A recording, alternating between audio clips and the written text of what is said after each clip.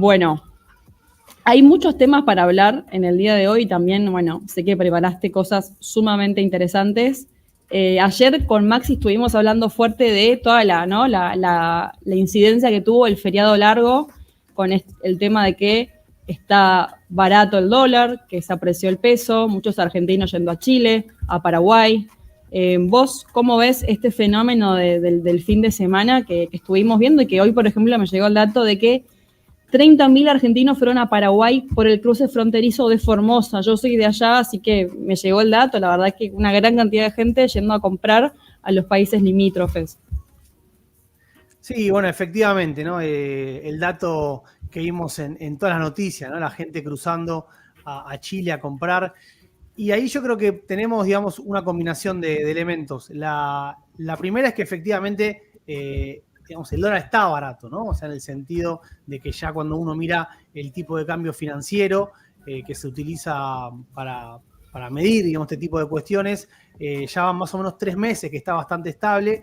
Y si uno incluso utilizara el dólar país, ¿no? El que tiene el impuesto, si uno compra con tarjeta está todavía más caro. Entonces, cuando uno hace la comparación de lo que te sale algún producto, sobre todo electrónico o textil en Argentina, vemos que realmente la diferencia es abismal, ¿no? Prácticamente del doble en la gran mayoría de los productos, los precios que tenemos acá respecto de Chile. También hay que aclarar que Chile tiene, digamos, un tratado de libre comercio con una gran cantidad de países, inclusive Estados Unidos. Entonces, eso también tiene que ver, digamos, la parte de los impuestos bajos que tienen esos productos en Chile respecto de acá, que también hacen que sea bastante más barato.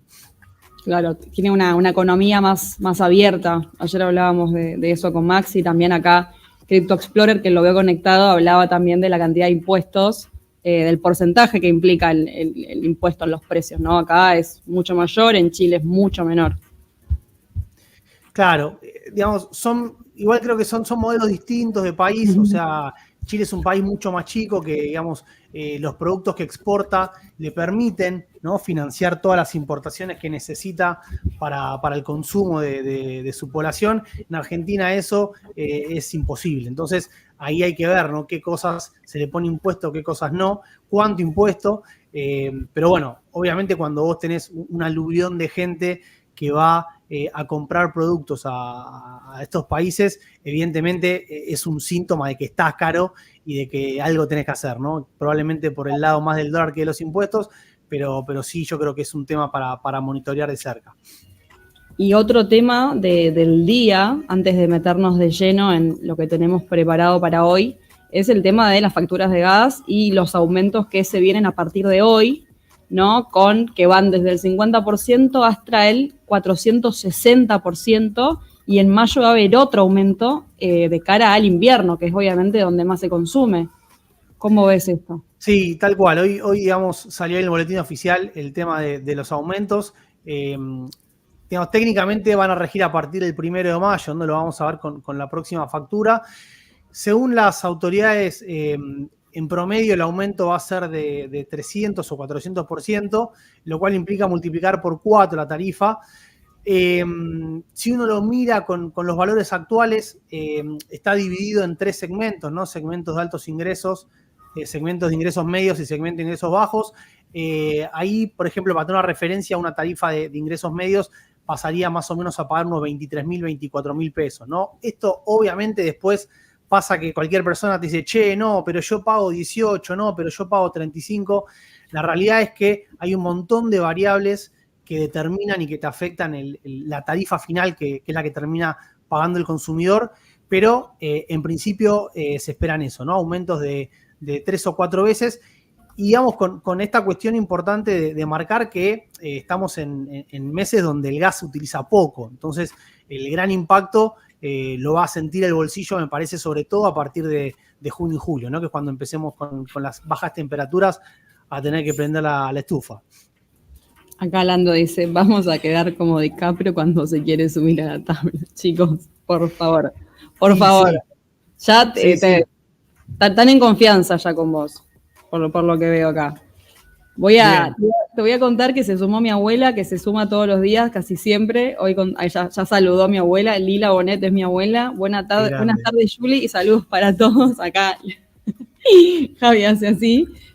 Bueno, abuela, dejale un saludo a Juan Manuel que se sumó hoy al programa, por favor, tratémoslo bien para que se quede, porque queremos que se quede mucho, mucho tiempo acá en el programa, por favor. Un saludo grande a Lila. Un saludo, Lila, mandale un saludo a Juanma.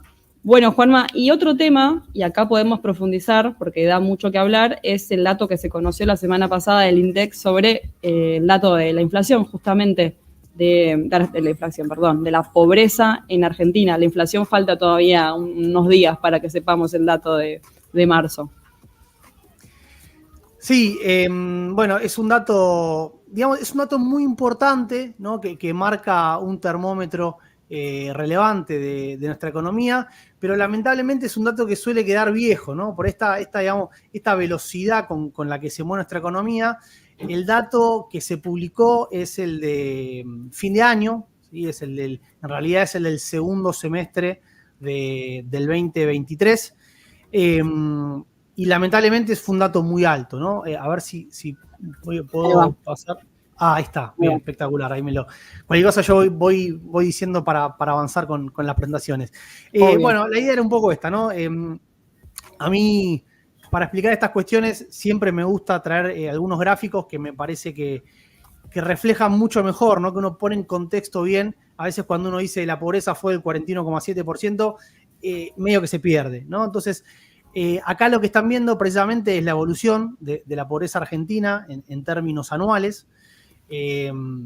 Bueno, el primer dato que salta a la vista es que obviamente la pobreza viene en aumento de manera sistemática, ¿sí? Fíjense cómo año tras año, con alguno más alto, con alguno más bajo, pero es evidente la tendencia creciente de la pobreza. Y después, digamos, ya hablando un poquito más del dato actual, como te decía, es un dato que en principio quedó viejo. Repasemos rápidamente cómo se mide la tasa de la pobreza.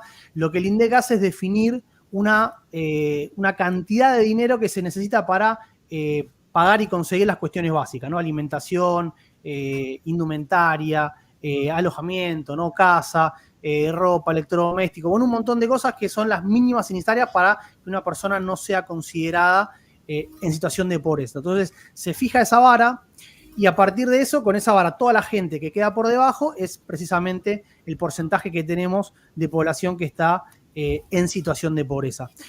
Te decía, ¿cuál es el tema? Bueno, que por la cuestión de las encuestas que se utilizan para esto, ¿no? Y cómo se miden, esto lleva bastante tiempo. Entonces, el dato se publica con, digamos, un relativo rezago. Fíjate que estamos en los primeros días de abril, en realidad fue la semana pasada, el último día de marzo, y recién tenemos el dato del segundo semestre del 2023. Claro. Y como te decía, ya quedó viejo. ¿Por qué ya quedó viejo? Bueno, porque obviamente están aumentando de manera muy rápida los precios de todas las cosas. Entonces, esa vara sigue aumentando y lamentablemente nuestros ingresos no van a la par. Claro. Entonces, ahí, primero, si uno separa, ¿no? En realidad hablar de semestre, habla de trimestre, ya vemos que para fin de año la pobreza estaría en torno al 43-44%. Esto para fin del 2023. Okay. Y si vemos lo que está pasando ahora con la inflación y con los ingresos, bueno, lamentablemente la pobreza hoy es más alta, ¿no? Algunas estimaciones ya la ubican en torno al 45%, pero lamentablemente, digamos, es un dato muy relevante que obviamente muestra el deterioro, ¿no? Que tiene nuestra economía, un deterioro que viene desde hace muchos años, porque esto yo no me canso de repetirlo, el gran problema que tiene Argentina es que es una economía que hace más de 10 años que no crece. Entonces, cuando una economía no crece, no genera ingresos. Y por eso es que vos tenés una tasa de pobreza que es cada vez más alta. Porque vos tenés una cantidad de plata para repartir entre toda la población, que es lo que genera esa economía, y esa torta está estancada. Y la población sigue aumentando, entonces, lamentablemente, esta tendencia que vos estás viendo acá, bueno, la contrapartida de eso es que desde hace más de 10 años que Argentina no crece. Entonces, ahí está, creo yo, el gran problema. Y pasemos a ver a la siguiente. También creo que es importante entender la comparación, porque uno muchas veces dice, bueno, la pobreza es alta, ¿sí? Es cierto, pero acá hay una primera cuestión que es importante de remarcar, que es que la vara que utiliza Argentina para medir su pobreza es relativamente alta, no es una vara muy exigente. en términos de las cosas que el INDEC estima que son necesarias para no ser una persona pobre. Entonces, ¿eso qué significa? Que con la misma vara que tenemos en Argentina, la pobreza en Colombia o en Paraguay sería mucho más alta. Esto lo aclaro porque muchas veces salen notas por todos lados, que esto se ve de manera muy frecuente, que comparan la pobreza de cada país y las pobrezas no son comparables. Si uno agarra el dato de pobreza de Colombia, el de Paraguay, el de Chile, Uruguay, y lo quiere comparar con el de Argentina, esos porcentajes no son comparables. Se medían diferente. Cada país tiene una vara distinta para medir su pobreza. Lo mismo que la inflación, ¿no? Cuando vemos el índice de Cava, a veces, o sea, es diferente al de Nación, obviamente, por también el tema del que comparas ciudad con nación, pero también tienen instrumentos de medición diferentes. Digo, pesa más, por ejemplo, la carne a nivel nacional, menos en la ciudad de Buenos Aires, y así hay un montón de elementos que tienen una variación, ¿no? Exactamente. Ahora, yo te diría que en el caso de la inflación, como uno mide precios, y esos precios, digamos, suben todos mucho, las diferencias no son tan grandes. Si uno compara la inflación que da la ciudad con la que da Nación o con la que da la región del noroeste argentino, no ve grandes diferencias. Entonces, uno podría decir, está mal, pero no tan mal, ¿no? Como diría Guido. Pero, digo, acá sí es un gran problema porque las varas que utiliza cada país son sumamente distintas.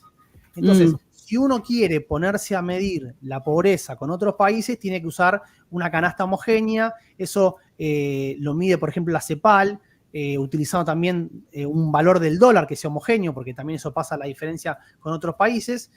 Y justamente acá, en este segundo gráfico, lo que podemos ver es una vara de pobreza que es comparable. Y también podemos ver la comparación en el tiempo, ¿no? Si prestamos atención, primero las barritas azules, lo que tenemos es la tasa de pobreza de Argentina, de Chile y de Uruguay para el año 2006. Sí. Y si te fijas, éramos el país con la tasa de pobreza más baja de América Latina, ¿sí? La región del sur.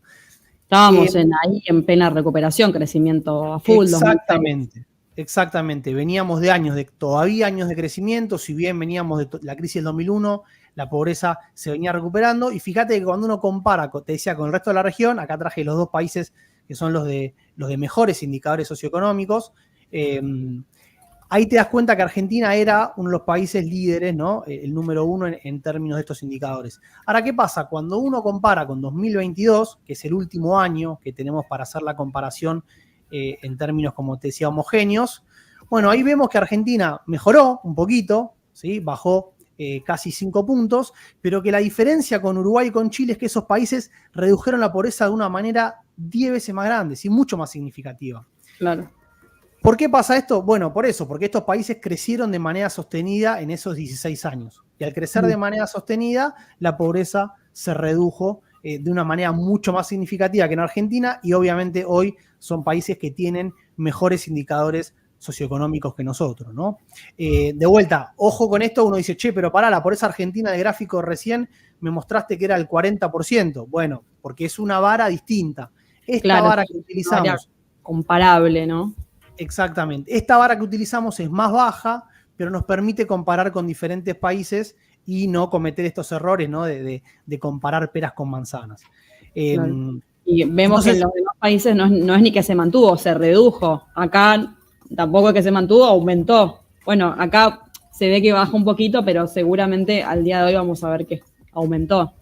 Claro, si en lugar de utilizar 2006, por ejemplo, para comparásemos con, como te decía antes, con 2015, 2014, 2016, bueno, obviamente ahí aumentó. Acá estamos agarrando una ventana temporal muy grande, donde la pobreza era muy alta en 2006, entonces hoy te voy a decir, el vaso medio lleno, que estamos mejor que en 2006, pero estamos bastante peor que el resto, que mejoró mucho más, ¿no? Entonces, también este es un dato que creo que es importante de entender, porque muchas veces se pierde el contexto, ¿no? De por qué está aumentando la pobreza, y también entender un poco de que en nuestro caso es un dato muy malo, es un dato muy alto, pero que también la vara que usamos para medir esa pobreza es muy exigente.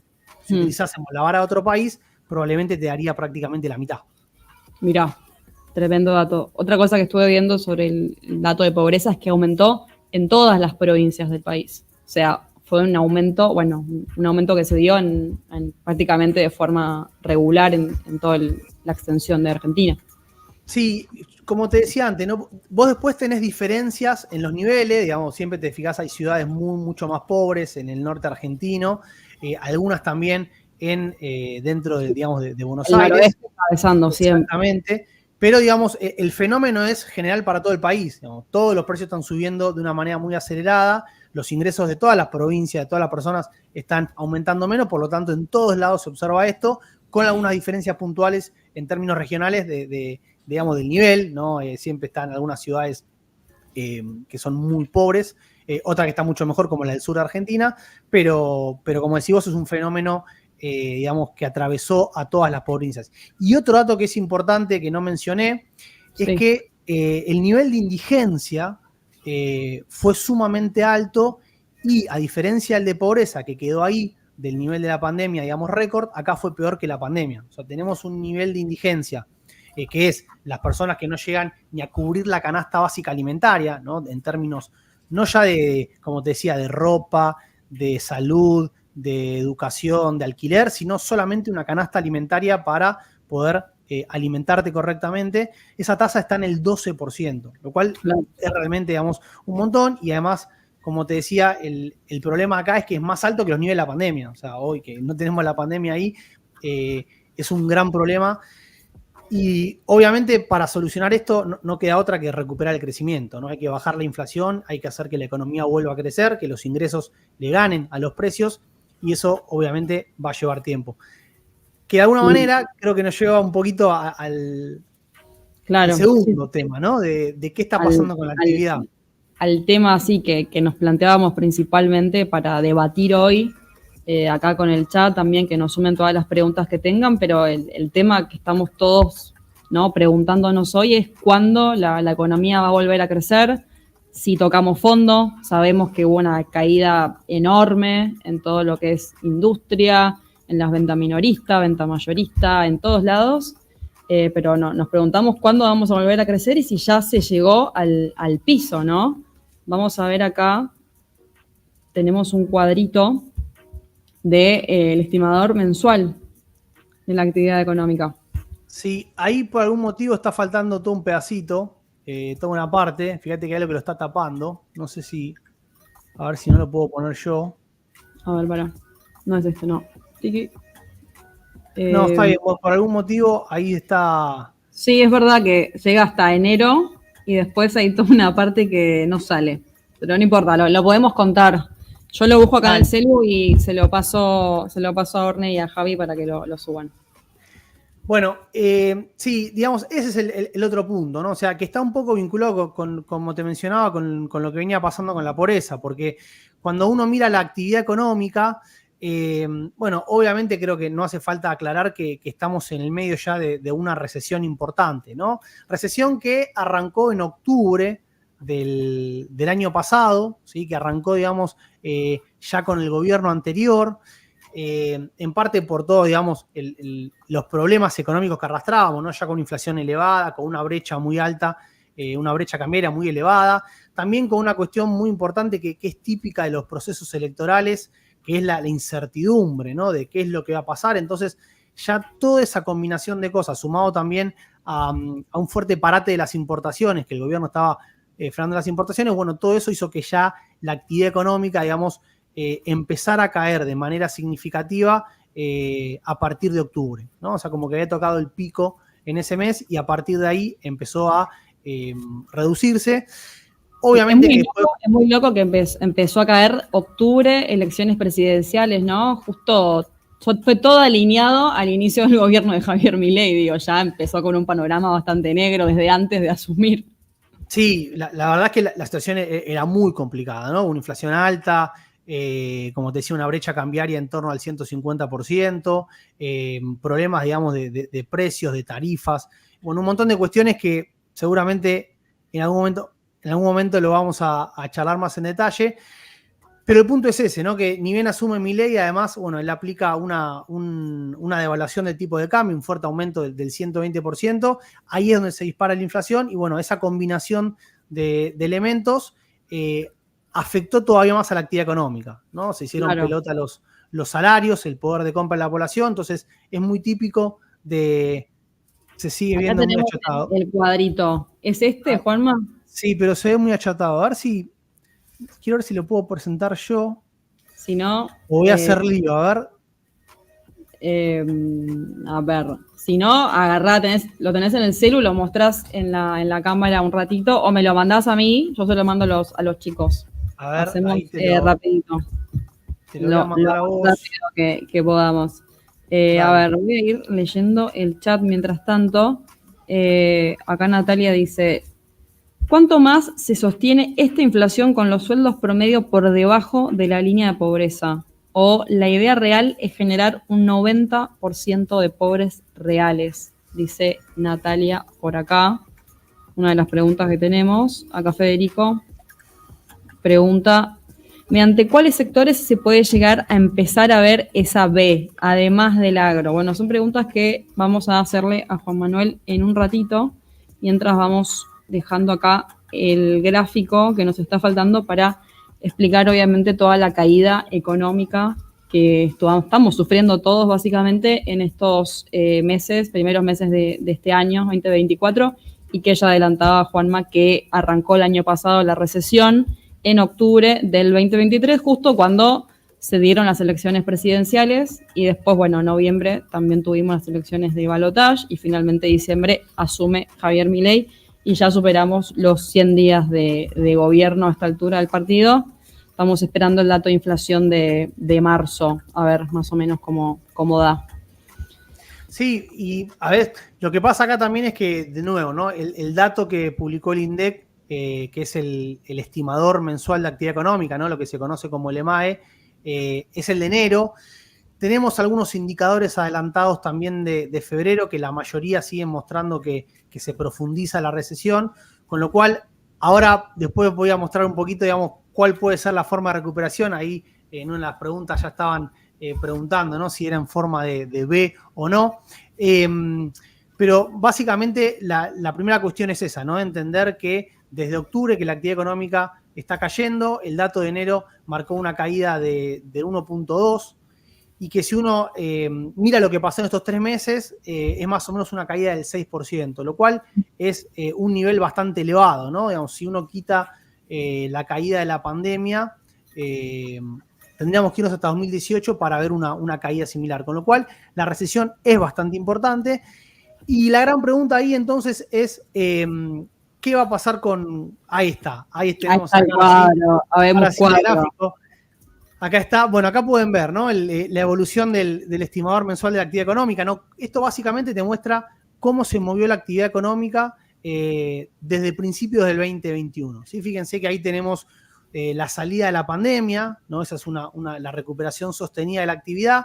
Eso se da más o menos hasta mediados del 2022, momento donde renuncia Guzmán, ¿sí? La renuncia de Guzmán, si recuerdan, medio que fue un cimbronazo muy grande para la economía, eso generó mucha incertidumbre, disparó la brecha cambiaria. Asumió Bataki, estuvo 2 días y después asumió más. De nuevo, ¿no? Todas esas cuestiones siempre hacen que las empresas ante la duda remarquen de malos precios, que frenen las ventas, y eso por lo general te frena la actividad, ¿no? Y después a partir de eso igual se ve una caída sostenida hasta, podríamos decir, la etapa previa a las elecciones, como decía antes, hasta octubre. Y fíjense que a partir de ahí tenemos noviembre, diciembre y enero, 3 meses consecutivos de una contracción que nos deja en un nivel bastante bajo, ¿no? Pero entonces acá la pregunta que aparece primero es, bueno, ¿cuándo se va a frenar esta caída? ¿No? Que era un poco, creo que estaba también vinculado con la pregunta de qué pasa con nuestros ingresos, porque lo que pase con nuestros ingresos está muy vinculado con lo que suceda con la actividad económica. Y cuánto va a tardar en recuperarse, ¿no? O sea, cuánto va a tardar en recuperar los niveles previos de la actividad económica. Los niveles que podemos más o menos julio 2023, por lo que estoy viendo en el gráfico. Claro, exactamente. ¿No? Si queremos ahí la B corta ya empezó, o sea, hay que ver en qué termina, ¿no? Pero ahí ya vemos la caída. Estamos hablando si es una U, si es una B corta, una pipa, si es una L.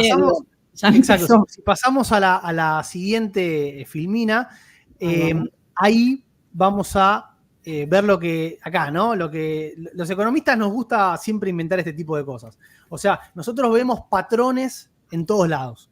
Entonces, ¿qué es lo que, digamos, estamos viendo acá? Bueno, la idea es tratar de predecir cómo va a ser la recuperación de la economía y cuánto va a tardar. Y eso le ponemos letras, ¿no? Fíjate que... No, pues está bien, porque si no, yo que no soy economista, me hablas en términos técnicos, y te digo, me pones la B y más o menos puedo graficarme lo que estás diciendo. Entonces, fíjate, esto obviamente lo armé yo, ¿no? A mano, esto no son datos reales, pero es para entender un poco la intuición y después sí ver cómo podría ser lo que sucede en la realidad. O sea, básicamente el de arriba a la izquierda es la famosa B, que es digamos, la mejor manera de recuperarse y la que el gobierno le gustaría que sea en este caso, ¿no? Que vos fíjate, tenés una caída, un rebote.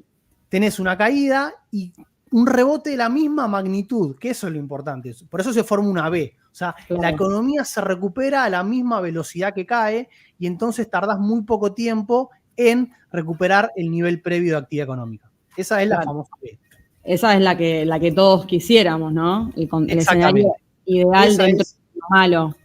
Exactamente, esa es la que más nos gustaría ver ahora en un par de meses. Es lo que el gobierno está vendiendo, pero no sé si va por ahí. Después no ahora, quiero spoilear, pero...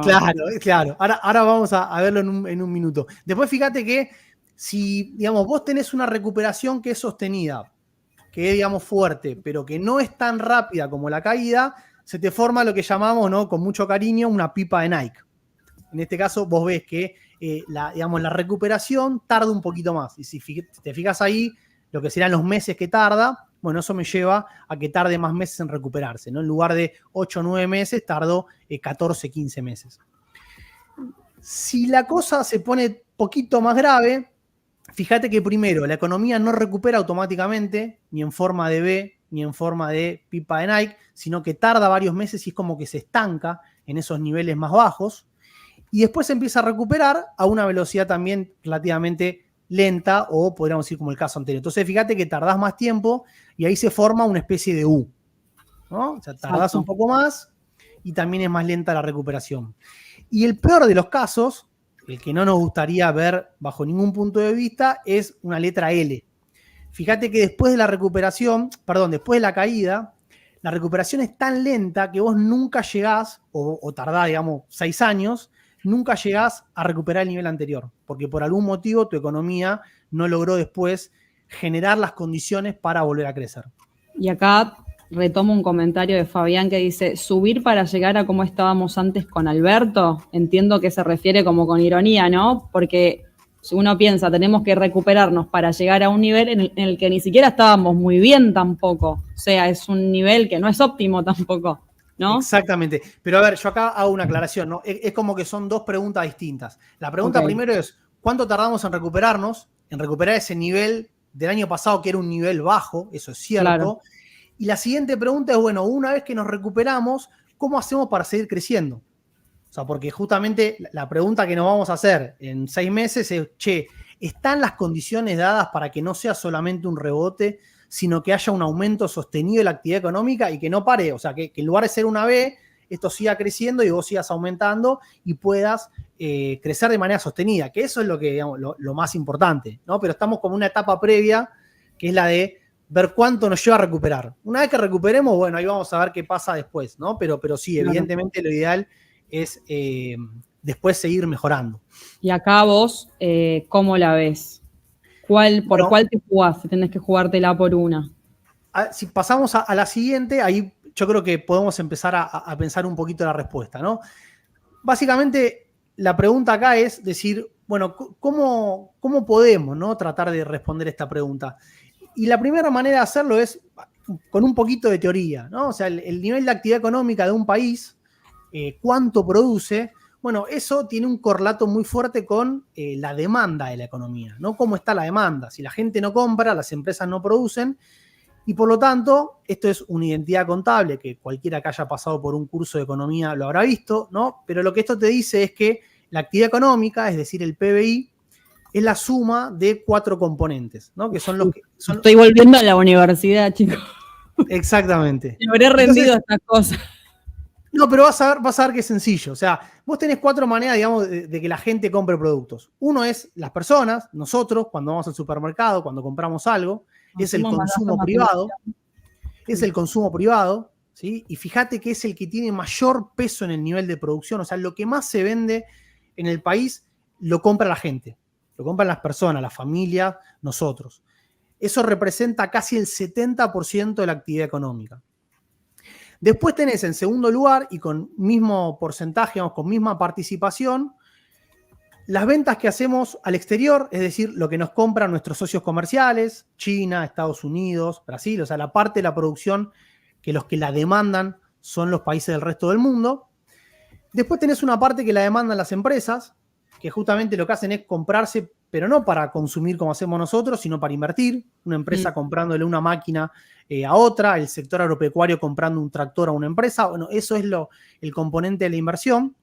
Y por último tenemos el Estado, que también el Estado gasta plata, y justamente al gastar plata está demandando, ¿no? Cuando hace un camino, una ruta, cuando paga un sueldo. Ese componente es el más pequeño que tenemos, representa el 7%. Entonces, ¿Esto la de qué pregunta... es, Juanma? ¿Cómo, perdón? Este gráfico de cuándo es. Esto es cómo, digamos, cómo está representado el PBI el año pasado. El año Igual pasado. se mantiene... Porque estoy pensando Sí, el gasto público, ya, digo, representaba mucho menos de lo que representaban el resto de las variables, y hoy me imagino a qué nivel debe estar 20 veces, o sea, no digo, no forma de decir, no, 20 veces menos. exactamente. Porque, bueno, justamente cuando uno mira esto, la pregunta que nos podemos hacer es, bueno, mirá, para que la actividad económica se recupere rápido, lo ideal que sería que estos 4 componentes se recuperen rápido, ¿no? Que haya un aumento muy fuerte del consumo privado, idealmente primero que nada de eso, porque fíjate que tiene un peso tan grande el consumo, que si el consumo se mueve un poquito, ya eso te mueve la actividad económica. En cambio, para las exportaciones, para la inversión de las empresas o para el gasto público, tenés que aumentar mucho esa dinámica para que tenga un efecto importante la actividad, porque representa un componente pequeño. Entonces, lo principal siempre que se mira es el consumo privado, ¿no? ¿Qué está pasando con el consumo? Y yo te diría, lamentablemente, para que se vea una recuperación muy fuerte, deberíamos ver que ese consumo privado repunta de una manera también muy fuerte. Y Claro. eso es el punto que yo veo complicado. Porque fíjate que ese consumo privado, ¿de qué depende? Y básicamente depende de los ingresos. Depende de los salarios de los trabajadores, depende de las jubilaciones, ¿no? Toda la gente, los jubilados son una cantidad importante de la población que gasta mucho. Y en menor medida de cómo le va a las empresas, que son una parte menor del consumo. Claro. Y justamente acá el tema es que es difícil pensar que el salario y las jubilaciones van a recuperar de una manera fuertísima este año.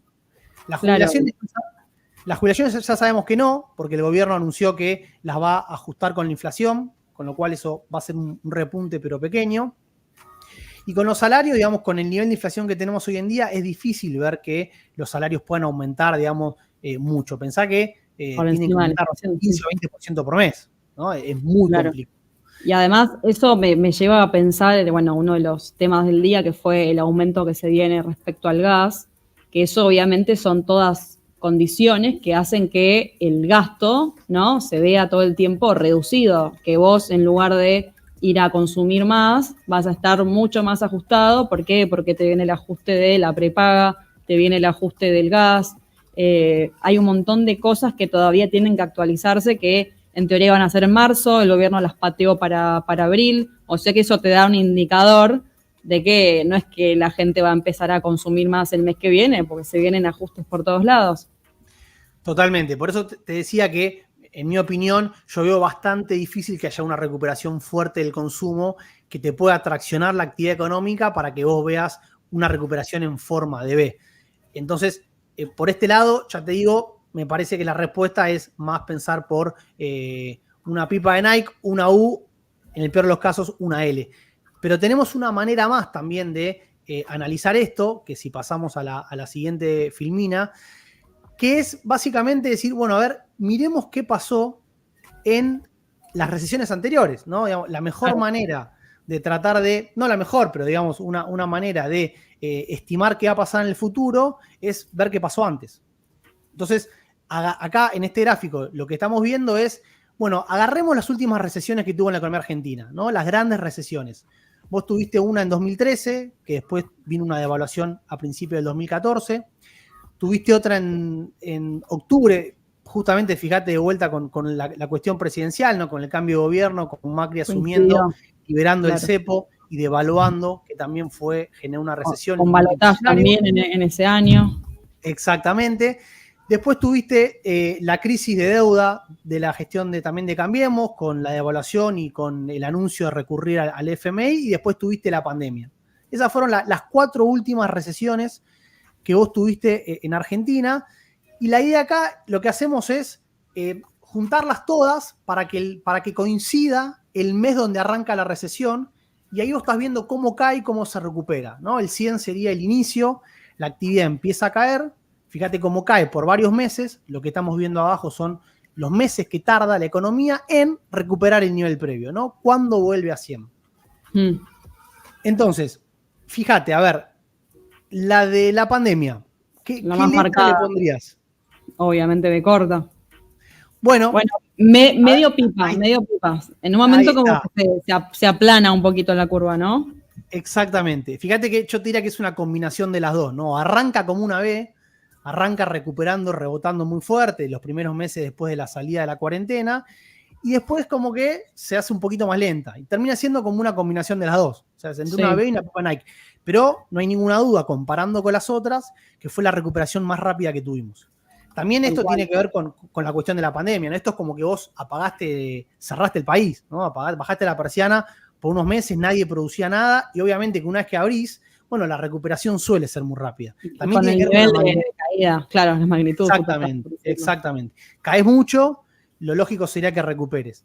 Fíjate que es la única que se acerca a una B. Y la única que tarda relativamente poco. En 12 meses vos lograste recuperar el nivel previo. En cambio, las otras tres... Ahí inyectaste un montón en la economía, ¿no? Obvio. También tiene que ver lo que hace el gobierno, ¿no? También uno después puede analizar cómo aplica las políticas económicas, qué hace con el gasto público, qué hace con la tasa de interés, desde ya. Pero, digamos, lo que esto te marca es que en principio parece difícil que sea una B. Porque en las 4 recesiones anteriores, la más fuerte de recuperación la tuviste en la pandemia y ni siquiera fue una B. Fue una mezcla entre B y la pipa de Nike. Claro. Si pasamos a la siguiente, que es la última, y ya con esto terminamos, acá lo que hacemos es sacar la pandemia, porque el tema que tiene la pandemia a los economistas no nos gusta, porque fue tan grande la caída que te afecta todos los datos. Visualmente te hace que todo lo otro parezca muy chiquito, y en realidad son recesiones que son graves, ¿no? Pasa que el otro fue una cosa inédita. Entonces, si sacamos la pandemia, fíjate que ahora es como que cambia un poco el panorama. Tenemos las otras 3 recesiones, la de 2013, la de 2015, la de 2018, y agregamos ahora, para poner en contexto, la actual, que es la línea roja, que obviamente solamente por ahora tenemos la caída. Lo que nos falta saber es cómo va a ser esa recuperación. Y yo te diría que si tomamos esto como referencia, ¿no? Uno puede decir, bueno, mirá, si en el mejor de los casos, fíjate que la de 2013 y la de 2015 es bastante parecida, tienen como una especie de forma de U, ¿no? Si uno lo mira con cariño, y tardó 21 meses. O sea que estaríamos lejos. Ni hablar si miramos la del 2018, que se parece más a una especie de L, ¿no? Donde la actividad económica se contrae de manera muy fuerte y después no retoma. Recién va a volver a recuperar en 2020, ¿no? Después de la pandemia, pero digo, acá tomando, fíjate que en 21 meses la actividad bajó y se mantuvo en esos niveles muy bajos. Entonces, yo te diría, por lo menos lo que indica la historia reciente y lo que indica también un poco la teoría, es que es muy difícil que tengamos una recuperación en B. En el mejor de los casos, yo creo que podría ser una pipa de Nike, ¿no? Y donde fíjate que, por lo que muestran las recesiones anteriores, estamos hablando por lo menos, te diría yo, de 12 meses más. Entonces, yo no creo que para el segundo semestre veamos una recuperación total de la actividad económica. Ojo, sí puede ser que ya estés en el momento donde estás yendo para arriba, ¿no? Que digamos, ya eso cambia. Es importante que la cosa, ¿no? Que eso es lo que se espera que pase, sí, para el segundo semestre. O sea, que la caída esta se frene a partir de mayo, junio, y que a partir de julio, agosto vos empieces la recuperación. Empiezas a ver indicadores bueno, que van creciendo de manera positiva mes a mes. Pero esto, según tu visión, lo que ya nos indica es que para vos el piso no llegó todavía. La semana pasada hubo unos datos que estuvieron dando vuelta que podían inducir que se estaría llegando al piso. Vos no lo ves así. Mira, yo creo que van a faltar por lo menos 1 o 2 meses más. Como te comentaba anteriormente, el dato de febrero lo vamos a tener recién en un par de semanas, el dato oficial de la actividad económica.